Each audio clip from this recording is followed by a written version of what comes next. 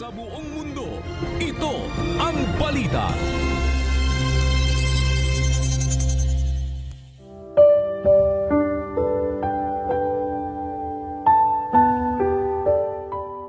Na kayo'y mangag-usapan ng mga salmo at mga himno at mga awit na ukol sa Espiritu na nangag-aawitan at nangagpupuri sa inyong mga puso sa Panginoon.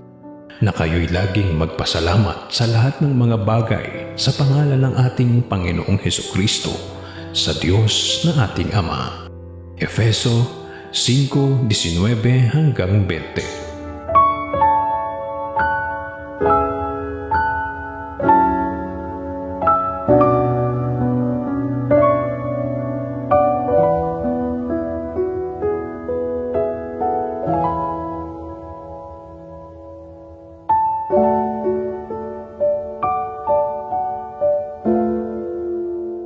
Sa ngalan ni Kuya Daniel Razon, ako si Mon Hocson at dito sa UNTV, Diyos ang aming sandigan, serbisyo publiko, ang aming pinahalagahan.